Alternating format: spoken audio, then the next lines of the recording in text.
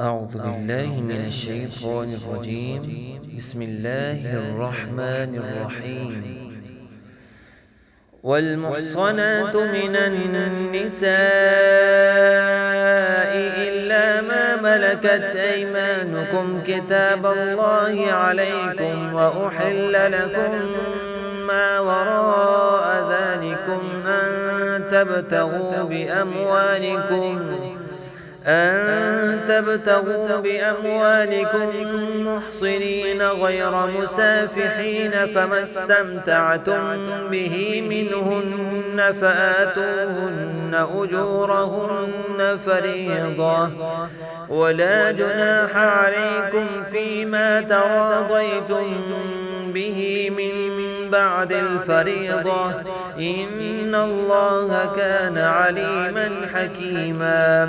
ومن لم يستطع منكم قولا أن ينكح المحصنات المؤمنات فمما ملكت أيمانكم من فتياتكم المؤمنات، والله أعلم بإيمانكم بعضكم من بعض، فانكحوهن بإذن أهلهن وآتوهن أجورهن بالمعروف محصنات غير مسافحات ولا متخذات أخدان، فإذا أحصن فإن أتين بفاحشة فعليهن نصف ما على المحصنات من العذاب، ذلك لمن خشي العنة منكم، وأن تصبروا خير لكم، والله غفور رحيم.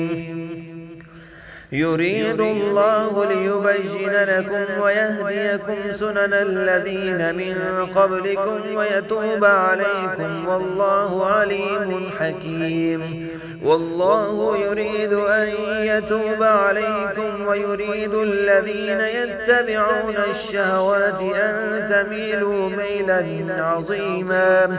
يريد الله أن يخفف عنكم وخلق الإنسان ضعيفا. يا أيها الذين آمنوا لا تأكلوا أموالكم بينكم بالباطل إلا أن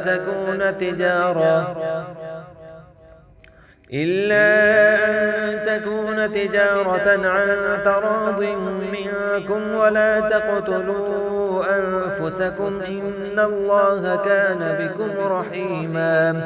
ومن يفعل ذلك عدوانا وظلما فسوف نصليه نارا، وكان ذلك على الله يسيرا. إن تجتنبوا كبائر ما تنهون عنه نكفر عنكم سيئاتكم وندخلكم مدخلا كريما. ولا تتمنوا ما فضل الله به بعضكم على بعض، للرجال نصيب مما اكتسبوا وللنساء نصيب مما اكتسبن، واسألوا الله من فضله إن الله كان بكل شيء عليما.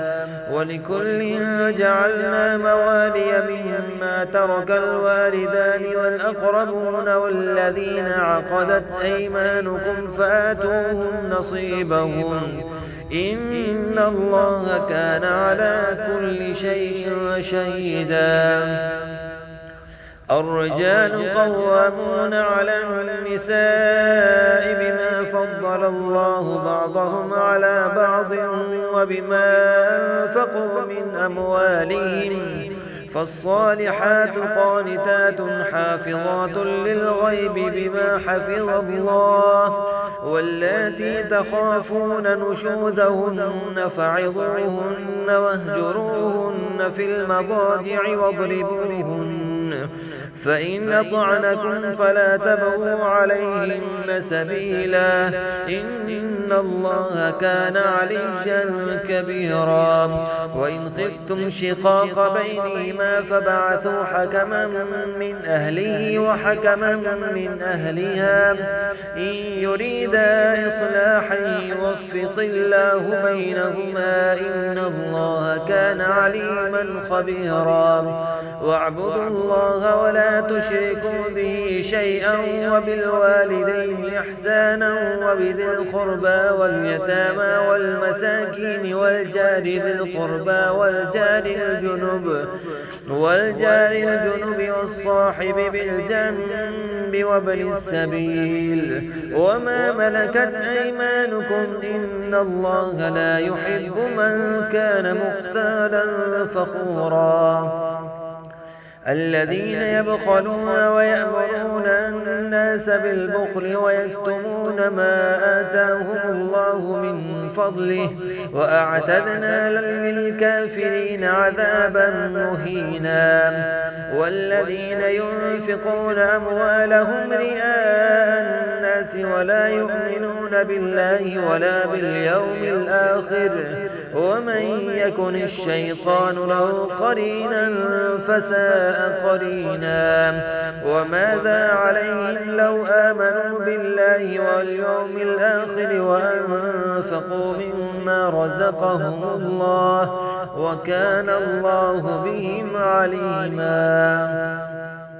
إن الله لا يظلم مثقال ذرة وإن تك حسنة يضاعفها ويؤت من لدنه أجرا عظيما فكيف إذا جئنا من كل أمة بشهيد وجئنا بك على هؤلاء شهيدا يومئذ يود الذين كفروا وعصوا الرسول لو تسوى بهم الأرض ولا يكتمون الله حديثا يا أيها الذين آمنوا لا تقربوا الصلاة وأنتم سكارى حتى تعلموا ما تقولون ولا جنبا إلا عابري سبيل حتى تغتسلوا وإن كنتم مرضى أو على سفر أو جاء أحد منكم من الغائط أو لامستم النساء فلم تجدوا ماء فتيمموا صعيدا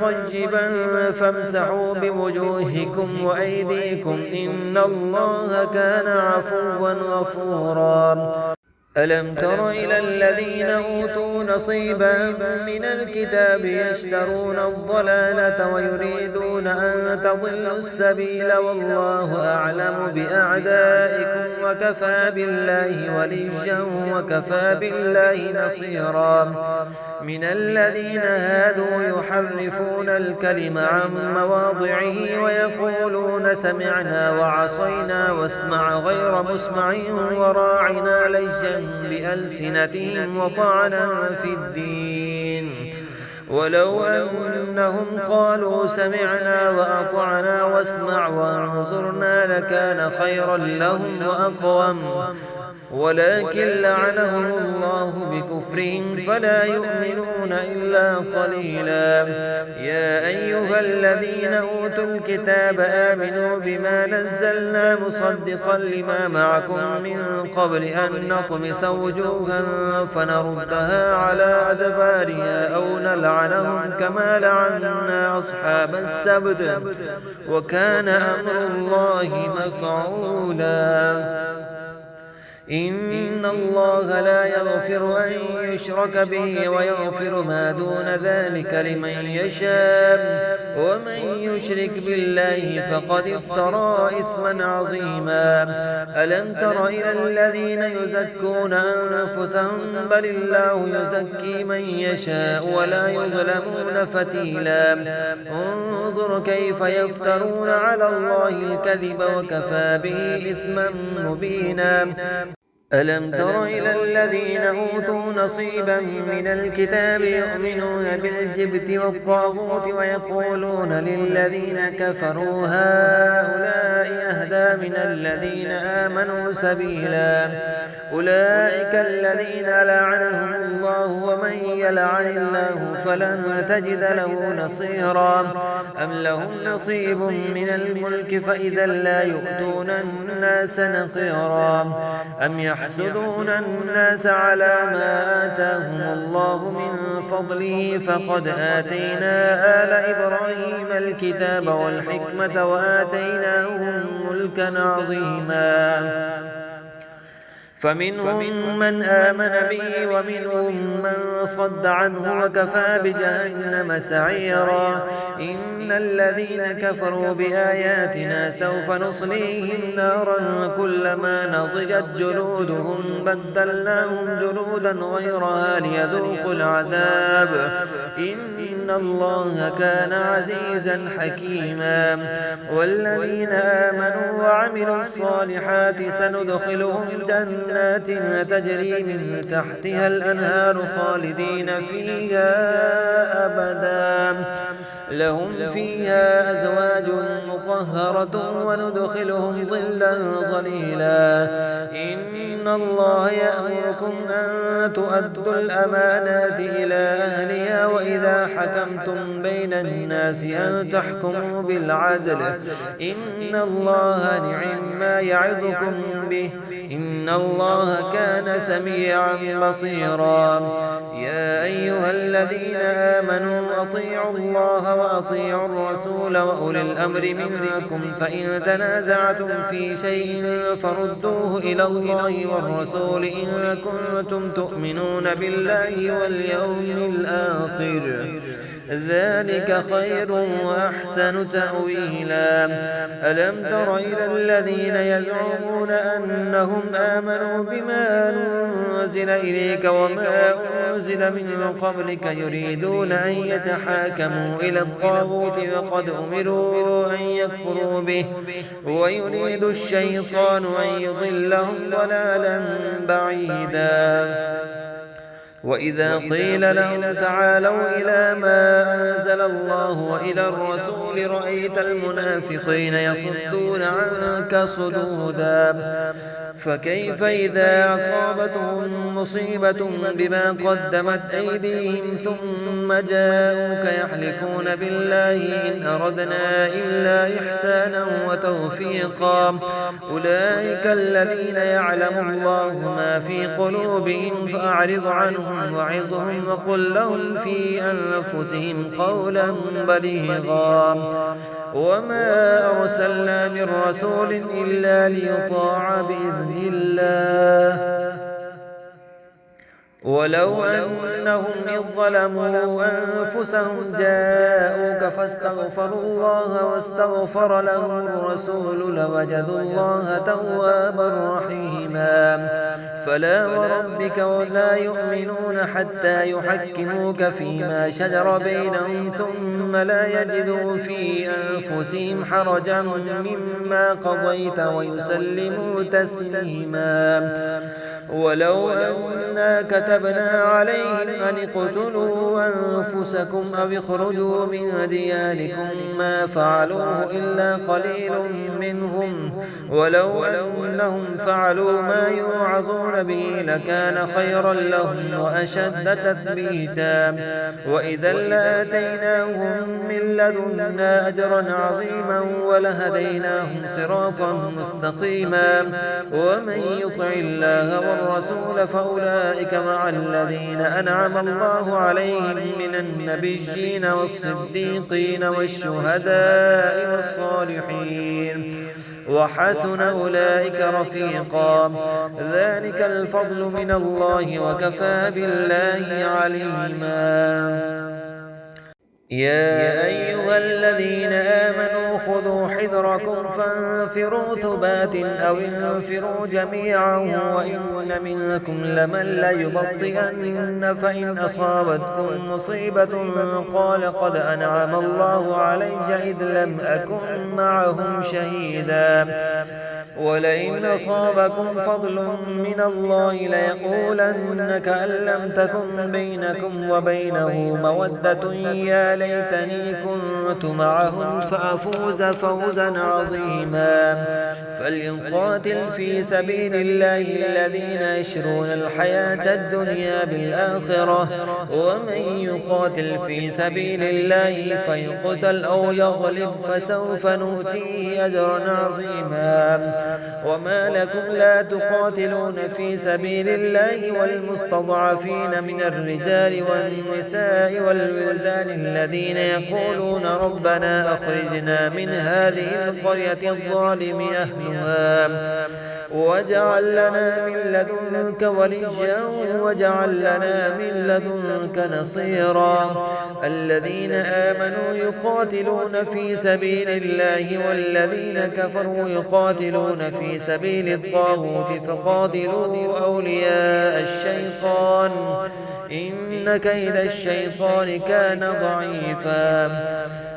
ألم تر إلى الذين قيل لهم كفوا أيديكم وأقيموا الصلاة وآتوا الزكاة فلما كتب عليهم القتال إذا فريق منهم يخشون الناس كخشية الله أو أشد خشية وقالوا ربنا لم كتبت علينا القتال لولا أخرتنا إلى أجل قريب قل متاع الدنيا قليل والآخرة خير لمن اتقى ولا تظلمون فتيلا.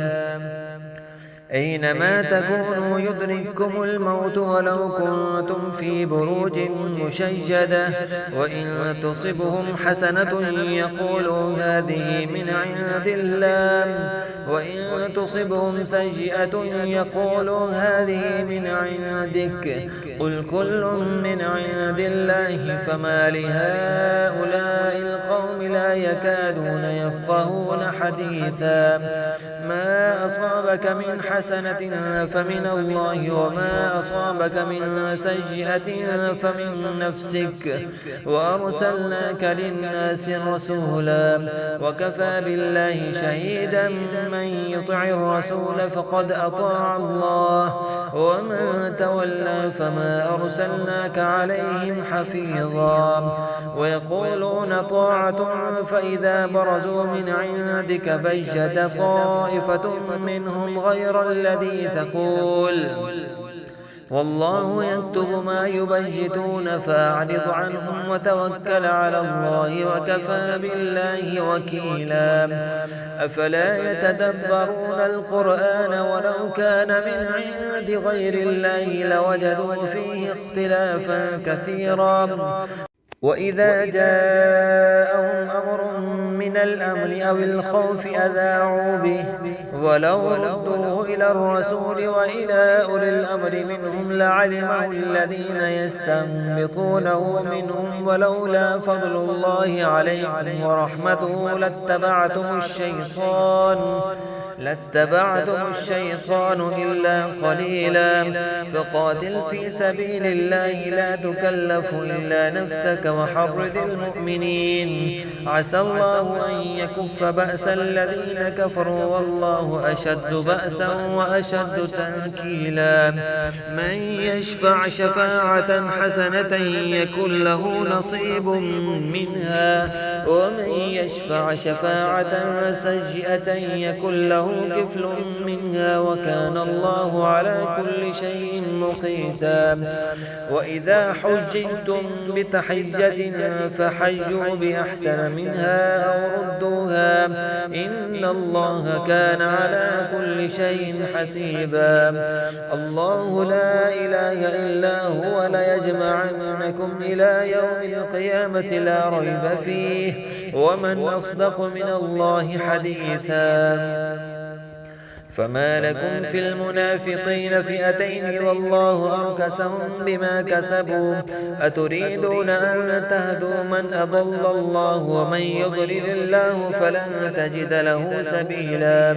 ودوا لو تكفرون كما كفروا فتكونون سواء فلا تتخذوا منهم أولياء حتى يهاجروا في سبيل الله فإن تولوا فخذوهم وقتلوهم حيث وجدتموهم ولا تتخذوا منهم وليا ولا نصيرا إلا الذين يصلون إلى قوم بينكم وبينهم ميثاق أو جاءوكم حصرت صدورهم أن يقاتلوكم أو يقاتلوا قومهم ولو شاء الله لسلطهم عليكم فلقاتلوكم فإن اعتزلوكم فلم يقاتلوكم وألقوا إليكم السلام فما جعل الله لكم عليهم سبيلا ستجدون آخرين يريدون أن يأمنوكم ويأمنوا قومهم كلما ردوا إلى الفتنة أركسوا فيها فإن لم يعتزلوكم ويلقوا إليكم السلام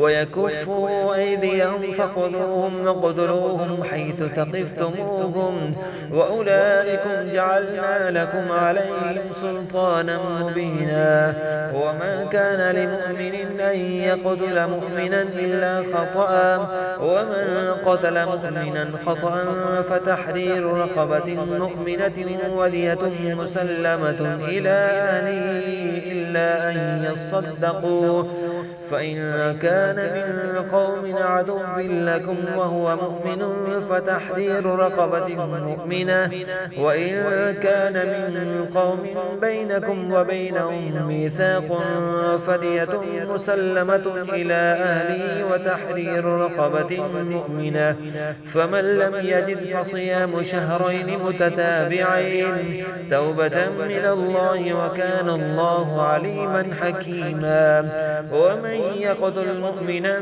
متعمدا فجزاؤه جهنم خالدا فيها وغضب الله عليه ولعنه وأعد له عذابا عظيما يا أيها الذين آمنوا إذا ضربتم في سبيل الله فتبينوا ولا تقولوا لمن ألقى إليكم السلام لست مؤمنا تبتغون عرض الحياة الدنيا فعند الله مغانم كثيرة كذلك كنتم من قبل فمن الله عليكم فتبينوا إن الله كان بما تعملون خبيرا لا يستوي القاعدون من المؤمنين غير أولي الضرر والمجاهدون في سبيل الله بأموالهم وأنفسهم فضل الله المجاهدين بأموالهم وأنفسهم على القاعدين درجة وكلا وعد الله الحسنى وفضل الله المجاهدين على القاعدين أجرا عظيما درجات منه ومغفرة ورحمة وكان الله غفورا رحيما إن الذين توفاهم الملائكة ظالمي أنفسهم قالوا فيم كنتم قالوا كنا مستضعفين في الأرض قالوا ألم تكن أرض الله واسعة فتهاجروا فيها فأولئك مأواهم جهنم وساءت مصيرا إلا المستضعفين من الرجال والنساء والولدان لا يستطيعون حيلة ولا يهتدون سبيلا فأولئك عسى الله أن يعفو عنهم وكان الله عفوا غفورا ومن يهاجر في سبيل الله يجد في الأرض مراغما كثيرا وسعا ومن يخرج من بيته مهاجرا إلى الله ورسوله ثم يدركه الموت فقد وقع أجره على الله وكان الله غفورا رحيما وإذا ضربتم في الأرض فليس عليكم جناح أن تقصروا من الصلاة إن خفتم أن يفتنكم الذين كفروا إن الكافرين كانوا لكم عدوا مبينا وإذا كنت فيهم فأقمت لهم الصلاة فلتقم طائفة منهم معك وليأخذوا أسلحتهم فإذا سجدوا فليكونوا من ورائكم ولتأت طائفة أخرى لم يصلوا فليصلوا معك وليأخذوا حذرهم وأسلحتهم ود الذين كفروا لو تغفلون عن أسلحتكم وأمتعتكم فيميلون عليكم ميلة واحدة ولا جناح عليكم إن كان بكم أذى من مطر أو كنتم مرضى أن تضعوا أسلحتكم وخذوا حذركم إن الله أعد للكافرين عذابا مهينا فإذا قضيتم الصلاة فاذكروا الله قياما وقعودا وعلى جنوبكم فإذا اطمأننتم فأقيموا الصلاة إن الصلاة كانت على المؤمنين كتابا موقوتا ولا تهنوا في ابتغاء القوم إن تكونوا تألمون فإنهم يألمون كما تألمون وترجون من الله ما لا يرجون وكان الله عليما حكيما إنا أنزلنا إليك الكتاب بالحق لتحكم بين الناس بما أراك الله ولا تكن للخائنين خصيما واستغفر الله إن الله كان غفورا رحيما ولا تجادل عن الذين يختانون أنفسهم إن الله لا يحب من كان خوانا أثيما يستخفون من الناس ولا يستخفون من الله وهو معهم إذ يبيتون ما لا يرضى من القول وكان الله بما يعملون محيطا ها أنتم هؤلاء جادلتم عنهم في الحياة الدنيا فمن يجادل الله عنهم يوم القيامة أم من يكون عليهم وكيلا ومن يعمل سوءا أو يظلم نفسه ثم يستغفر الله يجد الله غفورا رحيما ومن يكسب إثما فإنما يكسبه على نفسه وكان الله عليما حكيما ومن يكسب خطيئة أو إثما ثم يرم به بريئا فقد احتمل بهتانا وإثما مبينا ولولا فضل الله عليك ورحمته لهم طائفة منهم أن يضلوك وما يضلون إلا أنفسهم وما يضرونك من شيء وأنزل الله عليك الكتاب والحكمة وعلمك ما لم تكن تعلم وكان فضل الله عليك عظيما لا خير في كثير من نجواهم إلا من أمر بصدقة أو معروف أو إصلاح بين الناس ومن يفعل ذلك ابتغاء مرضات الله فسوف نؤتيه أجرا عظيما ومن يشاقق الرسول من بعد ما تبين له الهدى ويتبع غير سبيل المؤمنين نوله ما تولى ونصله جهنم وساءت مصيرا إن الله لا يغفر أن يشرك به ويغفر ما دون ذلك لمن يشاء ومن يشرك بالله فقد ضل ضلالا بعيدا إن يدعون من دونه إلا إناثا وإن يدعون إلا شيطانا مريدا لعنه الله وقال لأتخذن من عبادك نصيبا مفروضا ولأضلنهم ولأمنينهم ولآمرنهم فليبتكن آذان الأنعام ولآمرنهم فليغيرن خلق الله ومن يتخذ الشيطان وليا من دون الله فقد خسر خسرانا مبينا يعدهم ويمنيهم وما يعدهم الشيطان إلا غرورا أولئك مأواهم جهنم ولا يجدون عنها محيصا. والذين آمنوا وعملوا الصالحات سندخلهم جنات تجري من تحتها الأنهار خالدين فيها أبدا وعد الله حقا ومن أصدق من الله قيلا. ليس بأمانيكم ولا أماني أهل الكتاب من يعمل سوءا يجز به ولا يجد له من دون الله وليا ولا نصيرا. ومن يعمل من الصالحات من ذكر أو أنثى وهو مؤمن فأولئك يدخلون الجنة ولا يظلمون نقيرا. ومن أحسن دينا ممن أسلم وجهه لله وهو محسن واتبع ملة إبراهيم حنيفا واتخذ الله إبراهيم خليلا. ولله ما في السماوات وما في الأرض وكان الله بكل شيء محيطا. ويستفتونك في النساء قل الله يفتيكم فيهن وما يتلى عليكم في الكتاب في يتامى النساء اللاتي لا تؤتونهن ما كتب لهن وترغبون أن تنكحوهن والمستضعفين من الولدان وأن تقوموا لليتامى بالقسط وما تفعلوا من خير فإن الله كان به عليما. وإن امرأة خافت من بعلها نشوزا أو إعراضا فلا جناح عليهما أن يصلحا بينهما صلحا والصلح خير.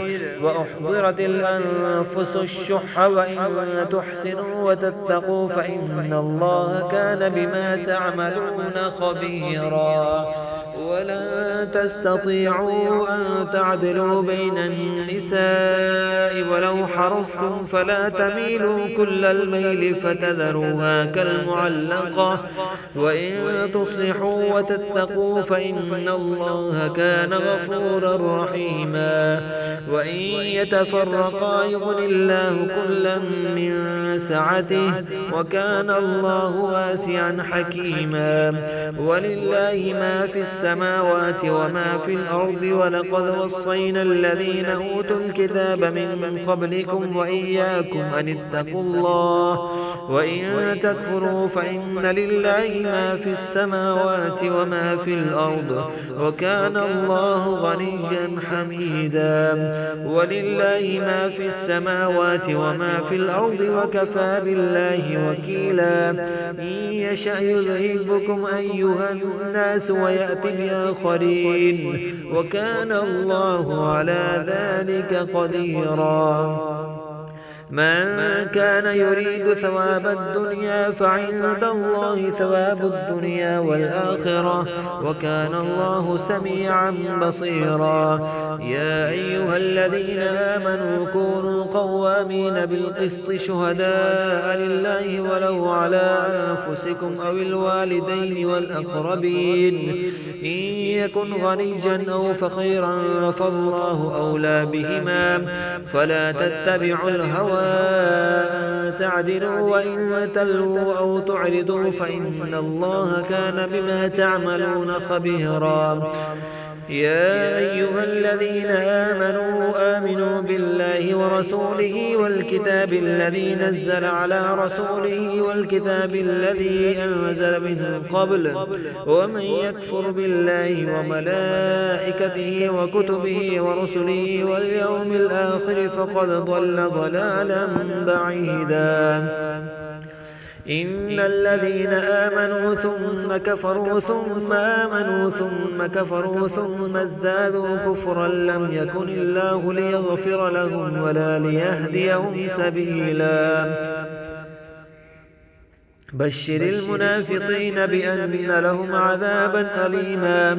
الذين يتخذون الكافرين أولياء من دون المؤمنين أيبتغون عندهم العزة فإن العزة لله جميعا.